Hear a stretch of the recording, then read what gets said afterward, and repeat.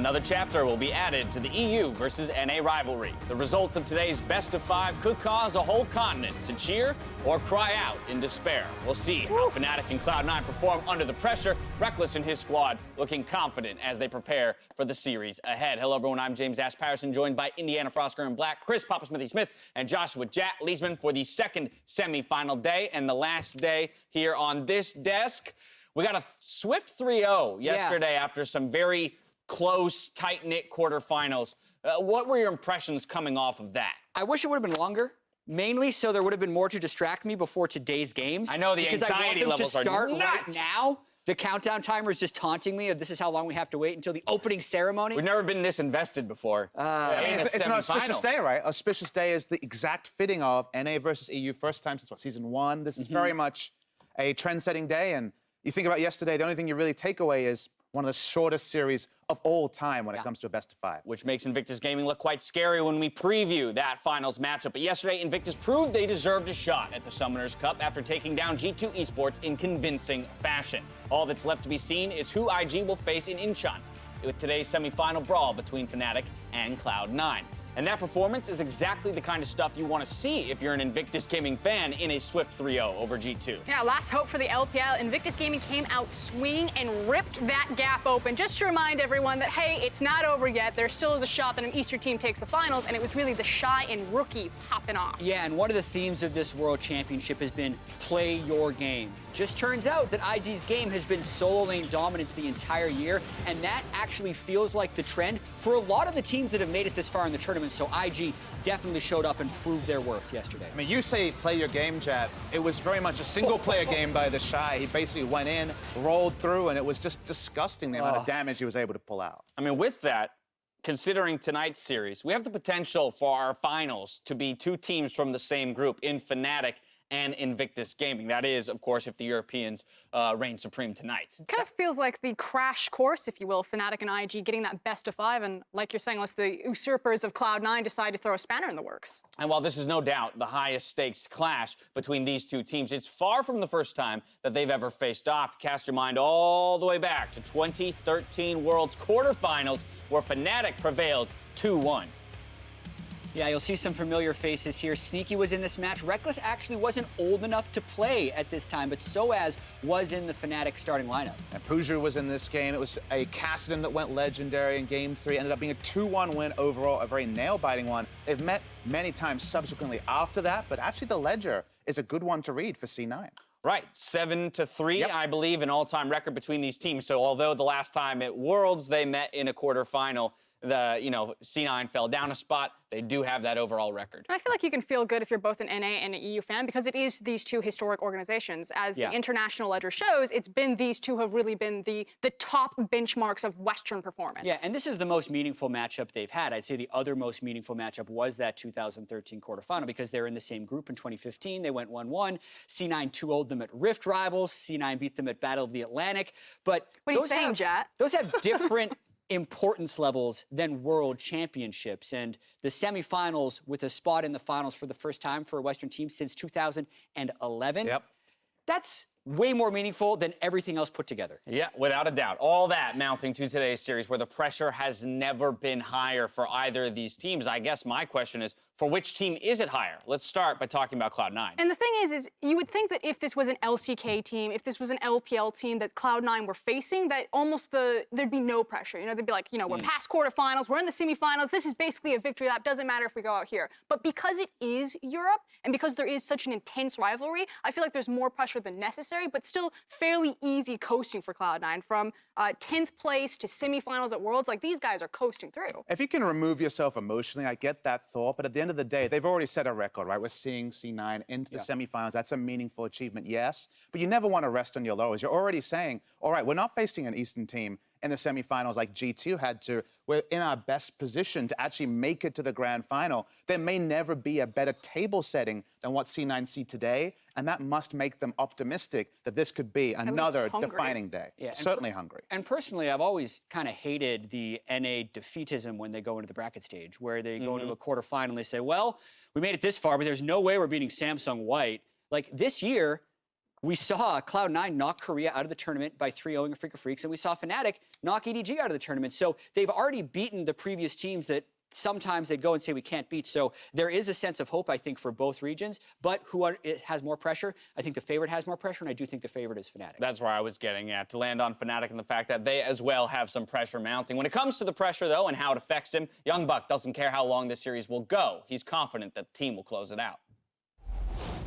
Thank you very much, guys. I'm here with Fnatic's team director, YoungBuck, ahead of their semifinals. Now, Joey, we have had the pleasure of talking to you ahead of a lot of important matches this year for Fnatic, but this one is something else. Can you explain to me the weight and the importance of this match for Fnatic as a team? Well, I think the winner of this match is going to be the first Western team that made the finals since Season 1, and the first time since Korea has actually risen to the top. So we just wanted to write history for the entire West and Europe since the start of the year. So now that we're here, we really don't want to drop the ball. Absolutely not. Now, forgive me if I say it, but some of your players have been quite cocky, confident, sometimes bordering on cocky, I definitely say so. What is your attitude towards that from a managing and team's perspective? Throughout the year, we've had players that have been confident or not confident. And for specifically Martin, for example, whenever he has been confident, he performs extremely well because he's just very confident in his own capabilities against the opposing bot lane. So when he's very confident, I'm very happy. If he's like, oh, I'm really scared of this matchup, then I know that maybe he's going to perform like evenly with the enemy bot lane. But now that he's very confident, I have a lot of trust in him. And I think everyone is still giving 100% for this match and definitely not looking past the semifinals. Right. Well, that is, of course, very important. C9 have looked incredibly strong. They 3-0'd a Freak of Freaks. What are your general thoughts about the skill level between the two teams? Is it going all the way? It's very tough to say because usually I would say that we are clear favorites, but they came out swinging in the quarterfinals and we had a pretty rough time, I would say. So it's a little bit difficult to say where we are, especially because we haven't played them in a while in practice either. So I guess today we're just actually going to find out how strong they are without really knowing. Bit of a mystery, so I'm not going to ask you for your prediction. I'm sure you'll say Fnatic will win. Could you dare give me a game score from your heart, from your gut? I think if we win the first game, it's going to be a 3-0. I think if we lose the first one, it's going to be a 3-1 for us. All right, there we go. Confident but calm and collected going into their semifinal. Thank you very much, YoungBuck. Back over to you guys. Thank you, Shocks. Measured confidence out of YoungBuck, citing C9's impressive quarterfinal as a reason why it should be a competitive series today. And then saying 3-0 or 3-1 in the case that we lost the first game. So I think the measurements got a little bit. What if you lose the first two? I don't know if he's thought about that one. Yeah, we haven't thought that far. But that's the big thing, we talk about how the community has so much expectations on Fnatic. The last Western hope, this is the Western team that's going to win it. And it's not just the community, it's also the Fnatic players themselves. Right. Reckless being, Shocks used the word, confident, maybe borderline cocky. And if the emotional or mental fortitude gets tested in this series, do we start to see a collapse from Fnatic, or do they rise to the occasion and meet that cockiness? I think Reckless said basically it's a bit of emotional distancing, right? You come in confident and then worst comes to worst, you just get off social media. I don't know if he's thinking about that way anymore. His prophetic words are getting more and more into reality now that we're in semifinals and they come in favorites. All right, well, taking you into that series in just what is it, 20 minutes, 21 minutes? There's a glare on the screen. 21 minutes. Our freak, Someone's like Patricio and reflecting. Kobe, who tuned into a particular set of players when it comes to this matchup. Thank you very much, Dash. Yes, my name is David Freak Turley. This is Sam, Kobe, Hartman, Kensler, and on the far side, Martin Fisher Lunga, talking to us about a particular set of players we're looking at for today's games. I mean, mid-jungle, both teams, 4 Danish players, of course. Svenskær and Jensen on one side against, we have Broxa and Caps on the other side. I almost forgot the names very quickly right there. That's going well. I just think, like, especially the jungle matchup is going to be so crucial for the early game. Yeah, I gotta be honest, Broxa has actually been my favorite jungler of the tournament here. His split-second decision-making on things like Lee Sin, hiding the Sonic Wave animation coming out by safeguarding into a brush or, kicking people away for escapes has been so exciting to watch. On the other hand, Svenskær hard carrying some games for Cloud9 versus a Freak of Freaks, especially in their quarterfinal matchup to get here. So both of those guys are going to have a lot to do with the mid lane matchup, which is critical. Yeah, I think all 4 of those players in that mid jungle for both Both teams have been really, really good. Let's talk about the mid laners, though, as well. Jensen, of course, a big name here in North America, and Caps has been, of course, a standout for Fnatic as well. The stats are interesting, though, because even with a lot more games for Jensen, Caps has gotten more solo kills, and also only half the times dying on his lonesome, so able to escape ganks quite well. Yeah, it is kind of crazy that someone can beat Caps in terms of dying alone, because he's actually managed to do that quite a bit. But as you saw with Jensen right there, teams have found success when they try and gank him quite a lot. That is a strategy Fnatic have used in the past. It's very important C9 stop that from happening. Well, we'll see how that goes towards the best of 5. Only 19 minutes and 18 seconds away. No glare here. That's a couple of things we're looking for in this series. Back to you, Dash. Good luck. Well, aren't you cool, Free? Well, aren't you cool? Let's see, if I look at this TV, I can read 1904. With how quickly yesterday's series went, right? Impressive. Wow. With how quickly yesterday's series went, one of my analysts had some extra time to cook up another Worlds edition of Jatstead, so we're going to toss it over to that end of the desk. All right, so semifinals, very important time. Europe always talks about making it to the semifinals, but I do have a question, especially for a new European LCS caster. G2 lost 0-3 yesterday. That extended the EU LCS's game-losing streak in World semifinals. What is the current count of games in a row lost in the semifinals by an EU LCS team? Let's see. H2K, Origin, Fnatic. That's already 9. G2. 12. It's What probably was G2 in this? Oh, this one. Because aren't you counting this one? This one counts. And then they would have lost the last game in a previous series. They didn't make it. In a 2014 was the year that North America Consecutive made like a losing good run because TSM made it and then took a game off of Samsung White. I think EU got blown out that year. 7. Are we counting MSI or just You're Worlds? saying 7 games in a row. This is just Worlds. Oh. They won a game. 7 games in a row at Worlds in semis. So they I lost would say- 3 yesterday. They But also then you're got- going all the way back to So it's definitely 12 in a row, all the way back to 2015. Yeah. in a row. Yes. They You didn't guys win a done some single. prep. Yes. How many you got? But they would have also Wait, lost I games in named the everything. previous Where's my series. credit? I would You didn't say the number. I'm going to The say question's the 14, number. 13, or 15 because they did win one game previously, but I don't know what game they won. All right. I'm going to say like 14. And this is just since 2014. Well, Well, he it's seems just happy. how many in a row at Worlds. Worlds have they lost? All the way back. I would say 14. Okay. That's as good a guess as you're going to get out of me. I named the teams. I guess I'm with Papa. All right, you named all the teams. So close, 13. Okay. Ah! You really were on the right track. I couldn't believe this when I found it. That was really but solid. They've made it to semifinals so many times. Right. The last time they won a semifinal was actually back One in game. 2011. One game. Because they both made the 2012 semifinals and then lost, if you remember, Okay. COG EU and Moscow 5. Anyway, that was the longer question. I wanted to switch into a bit of a rapid fire Fnatic Ooh. versus C9. Oh, great. One person gets to answer at a time. I'm going to start with Frosk. Right? This is a pattern. Hot seat. Yeah. So anyway, these are the questions. Top lane CS percentage between 15 and 30 minutes. Each one of these percentages represents either C9's top lane CS percentage or Fnatic's one. Okay. And you have to tell me which is which. I would assume that Fnatic would get more of the CS or separated CS onto their top laner because Licorice seems to group with his team a lot. All right, let's reveal. Damn it. C9, 24%. Oh, all right. We're keeping it with this. Jungle CS percentage, 15 to 30 minutes. Papa Smithy, which one is which, 14 or 15.3%? I'm going to say the 15.3 goes to Svenskeren. That is correct. Sven Skjern with 15.3%, bringing All the right, desk to Papa 50%. Smithy. I say who you prepped with. Dash. Ah, Another question. The mid lane CS percentage between 15 and 30 minutes. piece of cake. 27.5 or 25.2? Piece of They're cake. both What pretty is it? big, remember? Who takes more farm? Is it Jensen or is it Caps? You know what? I'm going to go with Caps gets more because he likes to go to side lanes. You should know this, man. Jensen I always would've takes said higher Jensen. CS Would you percentage. really? Yeah. Really? All right, that's why you only get to answer 2 questions total. Frost Curran, you get another one. Bot lane CS percentage, 15 to 30 minutes. Who takes more bot lane farm? Reckless. Yes, you got it. Whoa! 24.7%. By the way, that's the most CS percentage of anyone in either of the. The only reason I All know right, that Papa is Smithy. about those stats. Control words purchased per game by supports. Bring it home for One the of those desk. support is Fnatic support. The other is C9. So Zazel or Zazel, Billy. Roam. I'm going to go with Wow. Zazel with 18. Correct. Woo! Again. Desk back to my bring boy back right there. Dash. Next one comes to No, you said I only do 2. Don't mess it up. 2 of the I don't wanna rapid-fire go again. questions. I First pass. blood percentage at Worlds 2018. 84% and 54%. This each refers to a Ooh, team. that's Cloud9 have been killing a lot of people. They have. That was my gut. Broxa's but, been but popping. Broxa is the, Why are you the getting counter help? argument. This is your question. He needs All right, it. I'll go with my gut. I'm gonna go Cloud9 with 84%. Nailed it. Good job. Yes! First Blood Kings. All right. First turret percentage from groups and quarterfinals. 72.7 and 30%. Okay, so Sneaky blasted lane in quarterfinals, and Reckless had to face iBoy and Mako. So I would all the say that groups? Cloud9 probably this is Yeah, groups and quarters. Remember Cloud9 get there's a smashed It's in just that groups. one game. They get a whole Play-in. smashed in groups. Oh no. It removes play-ins, though. Yeah. Let's go. God, It's your question. let's do Reckless. Reckless for more first. So first this out. is for teams. All right, you got All right, there it technically is. There's You a got hint it. in this question. C9 has only played 10 games, so 30% had to be them. Orin record, 3-0 and 2-0.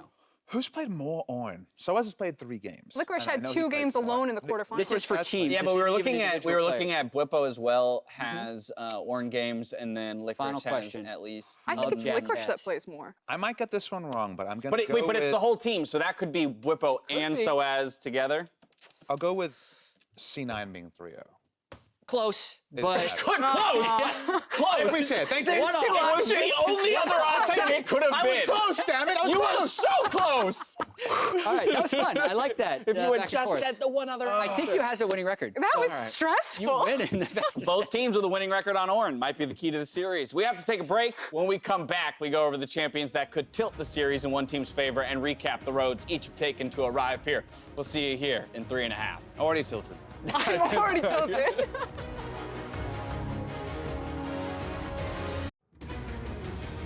Welcome back to World's Countdown, where we're zeroing in on the first game here of the day between Fnatic and Cloud9. I hate all of you so much right now. How many minutes are there in Zero? You know what? There's 9 minutes and 47 seconds left. I can't Papa wait. Smithy. Okay, I can't wait It's either. palpable. The story of the tournament has been buying into your own style. And Cloud9 themselves, they cited that it was a product of watching Vitality, where they really landed and honed in on what their strategy should be throughout this tournament. And I felt like just out during scrims, they see what's working, they decide to throw everything at the wall, they hit the right darts, and they decided we're gonna play full aggressive early, and they killed every meme along the way. Sneaky in lane, lol, that guy was a god in lane. And C9, I think, more than most teams, are willing to throw out what they've put time into in the past for a new thing. That's why they pull out the Hecarim pick off a few games of solo queue from Licorice. That's why they pull out Lucian after prioritizing late game carries the entire play-in stage. So C9 definitely is night and day compared to some of their earlier performances this tournament and that quarterfinal. And I know we're ready to just say that about every team because it feels like everyone's playing kind of their own game, but C9 to me is the clearest test of it. You think back to the Gambit series where they struggled to actually get into the main stage, and then suddenly, just like they talked about, a scrim block where they're watching Vitality play and get the inspiration, the eye test shows suddenly they're playing around Svenskar and they're invading, they're aggressive. It feels like some old C9 strategies returning to Singed and Shen and all the picks that have worked for them on different rosters. So C9 to me killing it on the world stage. Yeah, and when you look at Fnatic, people talk about like Reckless benching himself. Like Jensen got benched in the summer split, right? And now he's solo killing Worlds mid laners again. Like he has come back so strong in the latter half of this year, and he's kind of back to that old form. Yeah, what a story for a player like him. You know, was known as a hot shot, you know, in his earliest days coming in, and the expectation was he would rival players like Bjergsen. Fell off the map a little bit in most recent years, and then returns on a pick like a Zillion, the supportive champion. And that's where their run towards the World Championship started, and then so quickly willing to abandon it when it gets banned or when it's not the right pick for the team and go back to something aggressive. But that last point is so interesting because they come in today with a player who will play for himself in caps, and now which Jensen do we see? Does he try to go back to playing the LeBlanc that he's played this tournament, or does he go to the utility that can have some inconsistencies in lane phase? These are questions we can't know the answer to till pick and ban start. And while Cloud9's rise has been rapid and all at once, we have to talk about Fnatic, whose road to the semifinals has been a year-long process where they consistently exceeded the expectations set before them. And it's really kind of the return of Fnatic, not just being the kings of Europe again, but they pretty much smashed through that spring final. They came into MSI, they solidified their candidacy for an international threat. And then while there were a couple of, bumps and bruises, Reckless moving away from the roster during summer as the funnel meta took over, Bwippo was really the standout. So overall, they've just been on this skyrocket trajectory going forward, and it's like the return of the domestic power as well as the international crown for Fnatic. Yeah, and when you talk about exceeding expectations, the lofty expectations before Worlds was that they'd make semifinals. Now the expectations are that they'll either make finals or win finals, depending on who you talk to. So it is impressive how much they have continued to improve.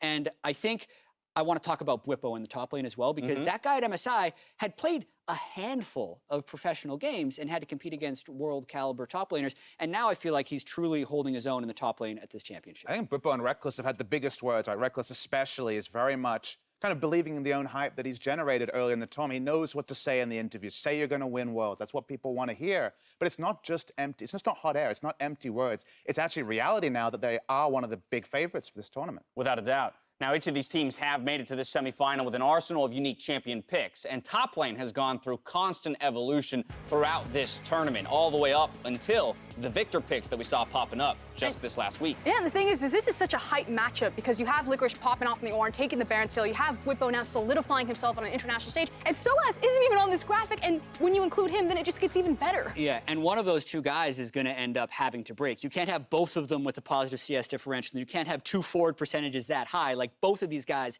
have been dominant. But I love to look at the shared champion pool that we're able to put on the screen. It's not really much of a shared champion pool. Urgot is basically permaban at this point, or might not be seen. And then you see on the right side for Licorice, you see a whole lot of kind of his unique picks, like the Hecarim, for example, the Singe that we don't expect to be contested at all. Meanwhile, the most recent stuff, the Mages, is where I think Bwipo will definitely want to play. Yeah, and this champion pool, I think, just speaks to how much trust the coaches have to have in the player to execute matchups, because we could get pushed so far down that Bwipo is blind picking Victor, and you're wondering what Licorice's counter pick to Victor is going to be. The rock, paper, scissors of these unique champion pools is and going you to be very also have to know when to just jump back to what you were doing earlier, because the Victor is already really far down the rabbit hole. You might forget about Urgot Aatrox, and you might have to play that at some point. So these guys have to have such a command over so many different styles of champions that it's a true test of top lane. And that is just the top lane. So now let's talk about a couple of the other lanes that we think might be impactful to the results of this matchup in the junglers. Broxah versus Svenskeren. Both have been top performers at this tournament for their team. And the thing is Broxah popped off in the group stage, had an incredible Lee Sin performance. Wasn't the strongest quarterfinals, but he was still there, whereas Svenskeren on the other side had a decent play-ins, decent groups, and then really popped off in the graves when it came to quarterfinals. It's a Danish mid-jungle 2v2 between these two teams, and that's kind of the big hype thing, is that both these roles are going to be so critical. Svenskeren has come out very much with a breakout performance compared to some of his struggles on the world stages before, and then it just amps up into 2v2. That might be the pivotal duo in this match. Yeah, and I feel like these are actually the two best performing junglers at Worlds so far, so I can't wait to see them go head-to-head as well. Right, when we did the aggregated all-pro list yesterday, they were the two votes, and they were very much neck and neck. As we ramp into the final moments before the match starts, spam chat with who you believe will win out today, either FNC for Fnatic or C9 for Cloud9. Of course, while you guys spam chat, we're going to talk win conditions. Papa Smithy, you're up first. No, you're not. I lied. Jat, you're up first. With Fnatic, we're following with Cloud9. I'm going to break down what I think Fnatic needs to do to win this game, and I think it starts with actually controlling bot river. And this can mean a few things. It's either a stronger 2v2 bot or a stronger mid lane, but it needs to unlock Hylissang to be able to roam. That's how they've come back in games they're losing, and that's how they get control of games they're winning. I also don't think they should draft a weak early game, and they need to be proactive when they might have a tendency to be a little reactive, since that did work against EDG. In the EDG series, sometimes they're able to draft late game, sometimes they're able to draw it out. I don't think that will work against C9, so Fnatic needs to rely on their individual skill with early game drafts and outpace C9. That's how Fnatic does it. What's C9's answer? Honestly, just going from what you're saying, I think I'm going to run into some of the points you're coming up with. I'm going to open up with empowering Svenskeren to take over the jungle. I think when he is setting the tone, and specifically the one game, game one of Fnatic versus EDG, where EDG was able to win the jungle matchup, suddenly Caps couldn't push out and everything kind of fell into place for EDG. From there, getting a priority bot lane, that might be a return to the Lucian Braum, but specifically what I want to see is Zeyzal's ability to roam, so I feel like Zeyzal plus Svenskeren is kind of the sweet spot for deciding a game for C9 if they're forced into the lane. I don't think we're going to see any solo kills in the 2v2 happening like they were able to do against Afrika, so I really want to see Zeyzal on the roam. And finishing it off, this is kind of a specific point, but I thought Bwipo would play. He is starting game number one. The Mages, the Victor, the Swain, that's what I think he wants to be playing. Have either some new stuff or be able to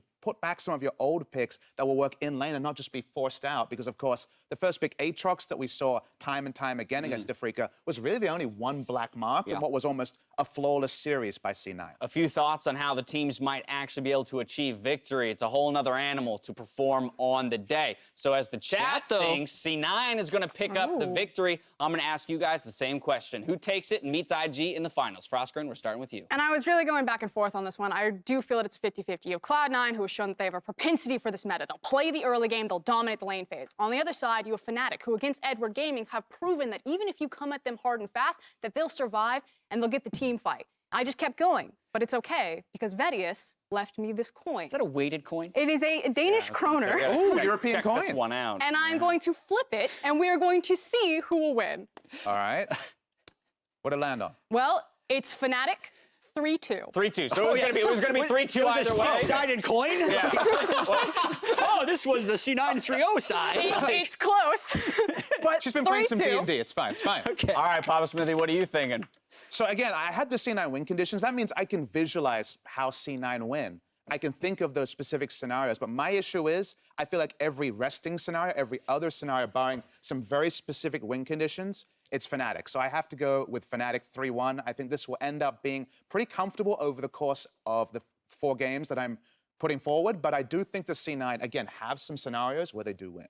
Yeah, I think the Did you get the cheating coin? EU coin No Vedius coin. gave you speaks to who is the favorite. I think Papa Smithy speaks to who is the favorite. But I also think that Cloud9, a lot of this will come down to draft. And trying to analyze Reaper's drafts for the last 2 years, I've learned that this guy is incredibly good at finding exactly how to attack people. For instance, locking an Aatrox in the first game just because they have an Aatrox counterpick that they're going to be able to get to later. So I think he's got some games ready with how versatile his players are. I think the way they performed in the quarterfinals and the growth they've shown throughout this tournament, whereas Fnatic hasn't actually fallen off yet or had to really recover in a real way. So I think C9 can take this one 3-1. Either way, we're looking at a close series. 3 seconds to go as the teams load up for the opening ceremony.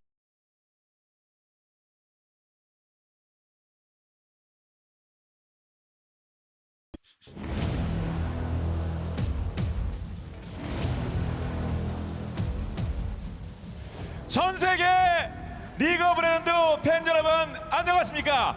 이것은 어제 이어서 다시 대한민국 광주입니다.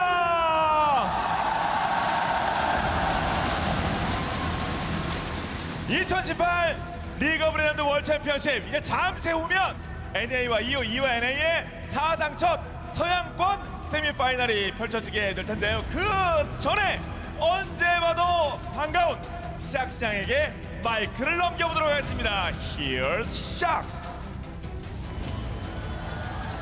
Since Season 2, for over 6 years of competitive League of Legends, the scene has been split into the East and the West.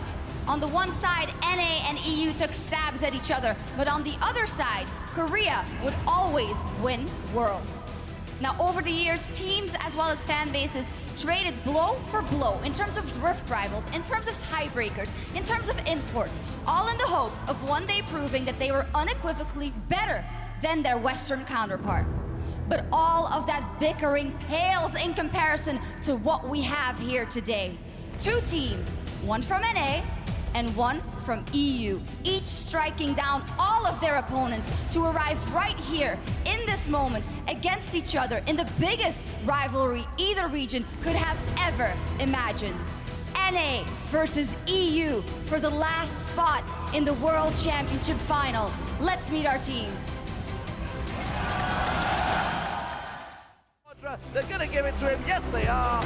It is Peke dominating 11-0-7. Fnatic are going to go through to the semi-finals, taking down the North American champions, Cloud9. A triple kill for Bones! Holy cow! They're going to get better Kill for Bones! That's going to come in the front. They've got it! Killed him! That's it! May have just done it! And one of the most amazing games I have ever seen. This could well be it! Look at him clean up the map! A 3-0 sweep! The first time in 7 years! Cloud9 in the top 4 at Worlds!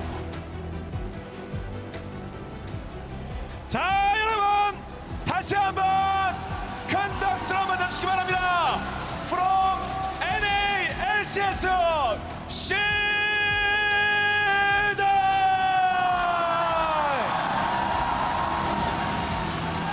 Coach Leopard.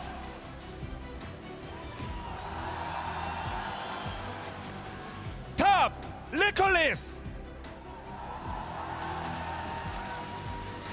정글 스펜스 캐런. 정글 블레버, 미드 젠슨,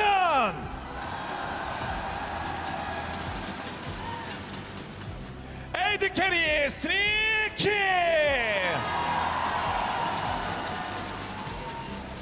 서포트 제이저.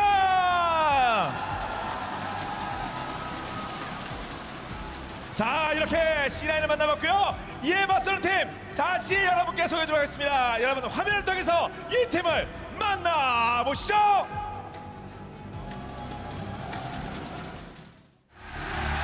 Fnatic going to win the season 1 championship.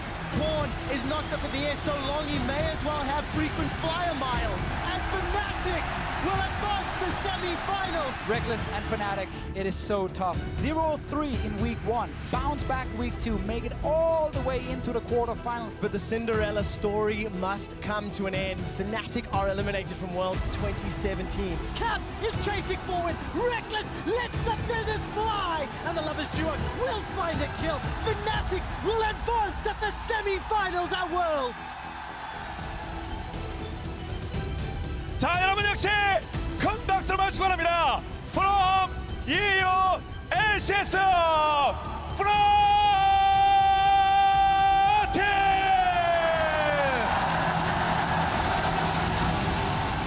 코치 딜란 파코, 탑 B4,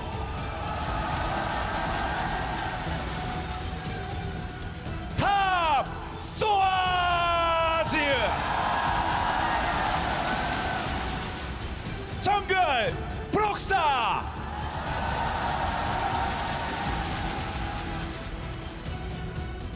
미드 캐스,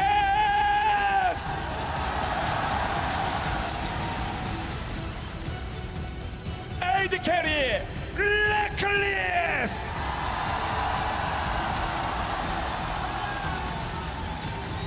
서포트 힐리생.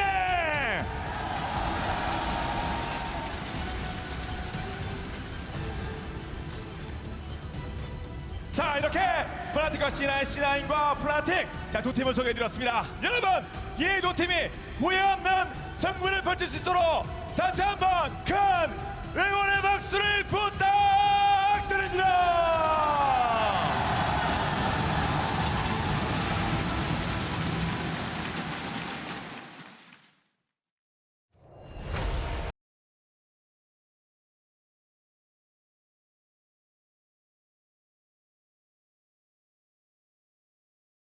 that title. And Fnatic, the last standing world favorite, will advance to face Cloud9 in the semi-finals. This is the best opportunity that NA has ever had and maybe will ever have. If there's ever a year for NA to make finals, it's this one. In quarters, I was the weak link, and I'm looking to play a lot better in semis. After what I saw Keen did to him, I'm going to have to say that I feel pretty confident that I can get pretty close to that. Scout is blown up. It's Whippo Swain on the front line. Jensen is obviously Danish, so he has some sort of talent, I guess. Caps is a player that plays super aggressive, but he struggles to find the balance between being aggressive and being over-aggressive. I think that's the edge I have over him. They're going to look at the mid lane now again. Kuro has flash this time, gets away from it. Ignite is there, doesn't land the chain. One more auto, that should be it with Ignite, and he takes him down.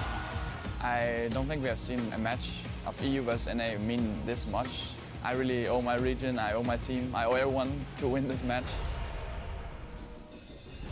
I want to be the first Western team to make it to the finals after Season 1. I really, really want to beat C9 so that we can be that team, and I'm sure they feel the same way. I think they're ready to come at us, and we need to be ready for them.